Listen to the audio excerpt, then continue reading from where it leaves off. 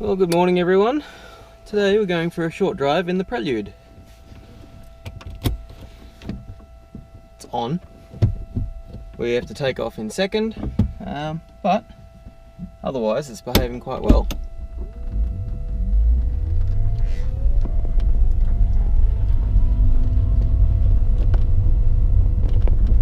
So hopefully at some point we'll go over some bumps and you'll see what I mean by the old wobble board effect.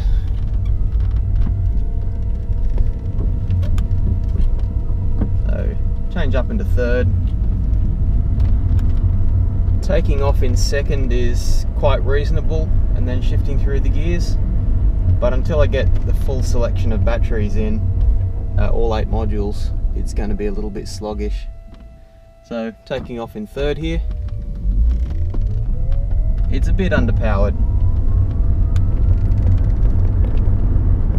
but not too far off. I mean, we're already doing 60, so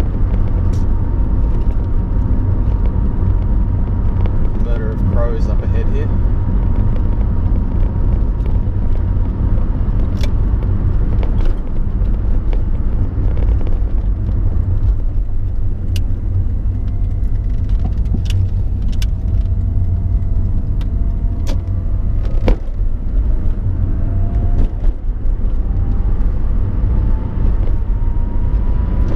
Is a very comfortable cruising gear, but when I go down Welshpool Road I typically use 5th, briefly hit 100 down the hill.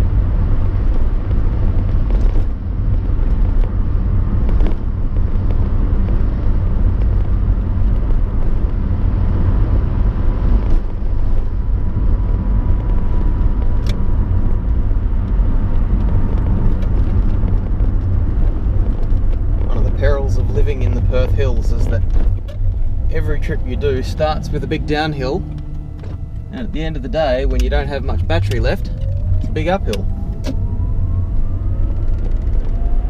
But because that was downhill, we took off in 4th, no trouble at all.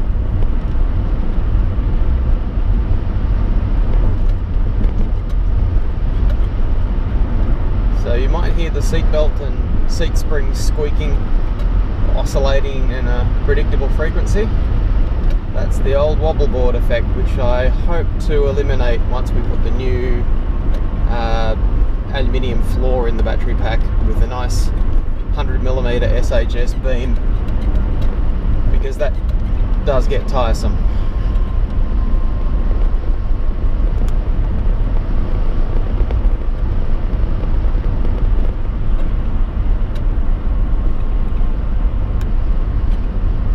You have to take my word for it that I'm doing the speed limit.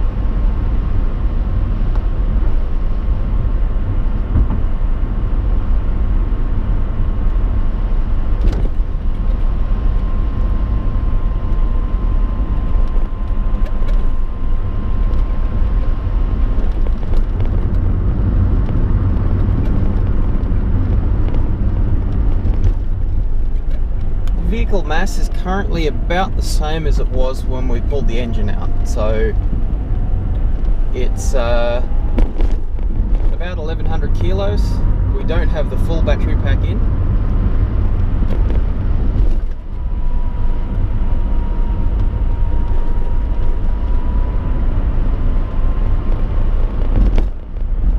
But with the full battery, it might end up being about 80 kilograms over the original tear, which is quite acceptable.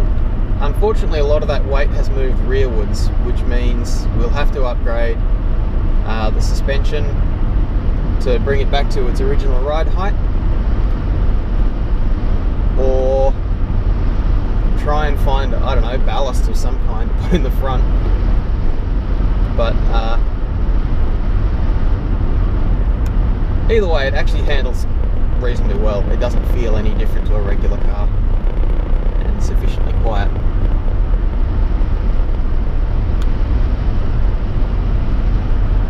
Handles twisty roads perfectly well, but it always did. The downside is when you go over bumps and the floor of the battery pack starts doing its thing. So when you back off on the throttle, it regen's probably about 4 amps, or very little power actually. But when you touch the brake, it puts up to about 20 amps back into the battery, so about 5 or 6 kilowatts, which is better than nothing, but it isn't strong.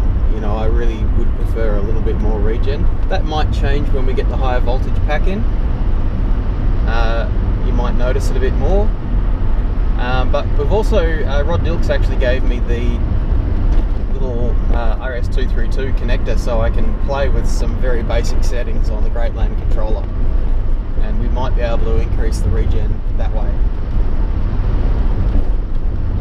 So right now I'm putting about 18 amps, or about 5 kilowatts back into it as I dab the brake.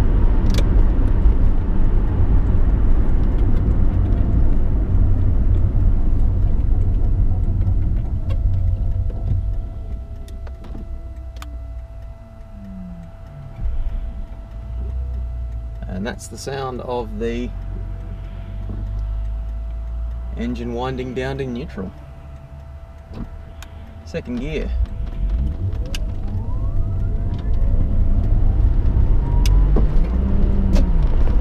Not bad.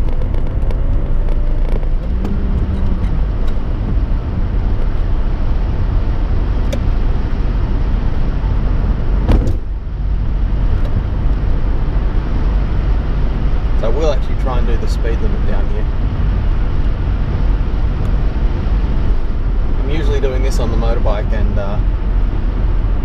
I end up overtaking a lot of people on the left. This is one of the biggest, steepest hills in Perth. Yeah, don't laugh.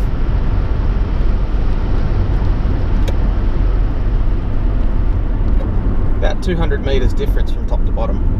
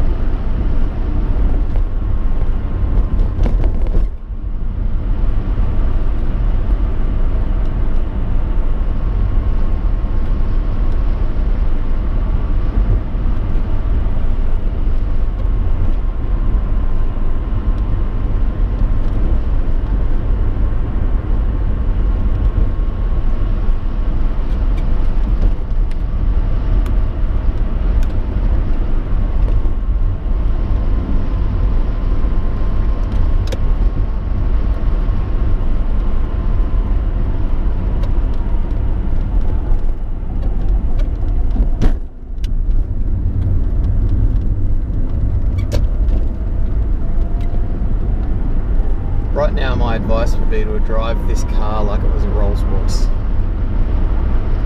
Smooth, gentle, deliberate. Don't go trying to drive it like a 2-litre 4-cylinder manual like it used to be. You don't need to. In fact, you can take off in fourth and cruise everywhere in fourth. It's just a bit slow to take off.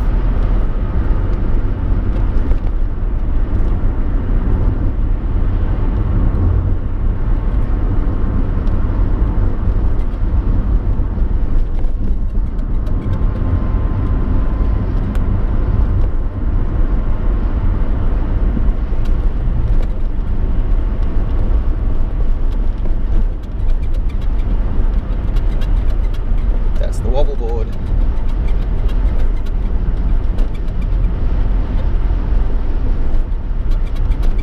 It's fine if you're on a nice smooth road, which luckily Perth's got lots of. Good thing we're not driving around northern New South Wales.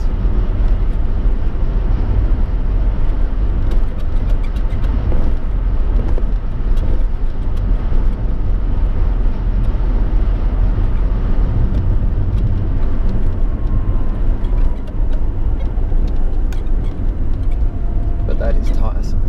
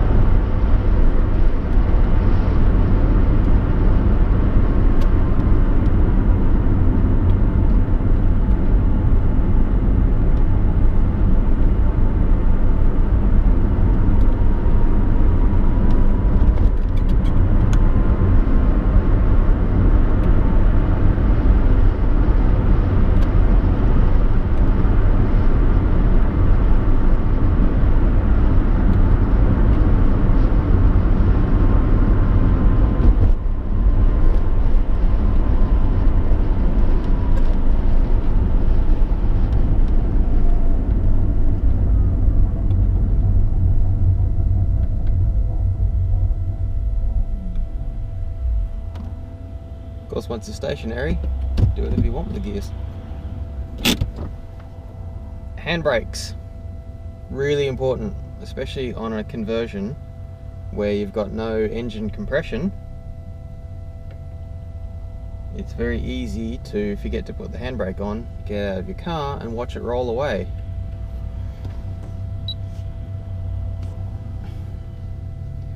Battery pack's holding up nicely,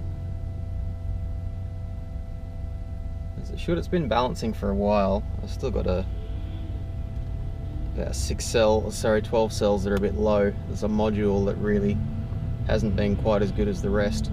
The rest are just forming a dead straight line. But no, this one's a bit low. So probably got 14 of the 18 kilowatt hours available, give or take.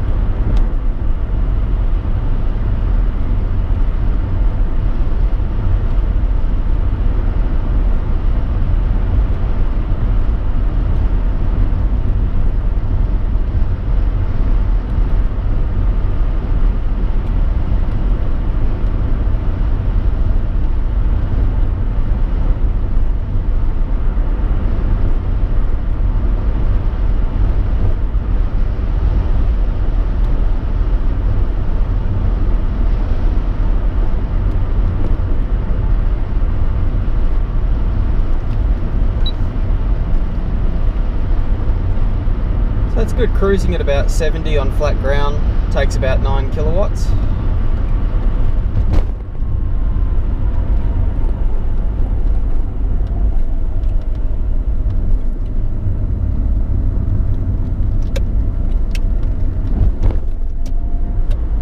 Which makes me think that it's probably got a current range of about 100 kilometers, but I'd call that 90 to be on the safe side. Once we've got the last two modules in, we should have about 150 k's range around town, and maybe 100 at 100 kilometers an hour.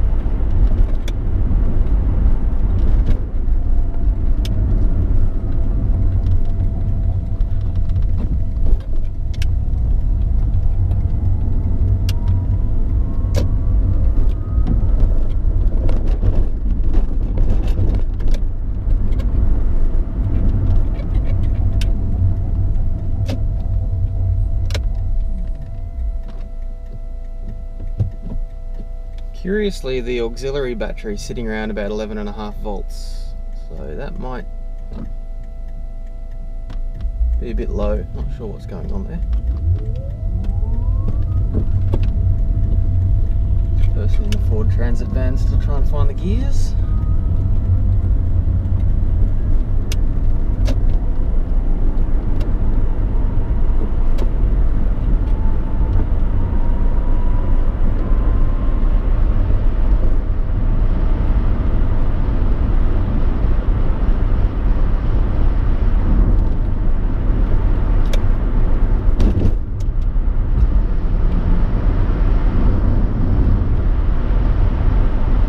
Now that's curious.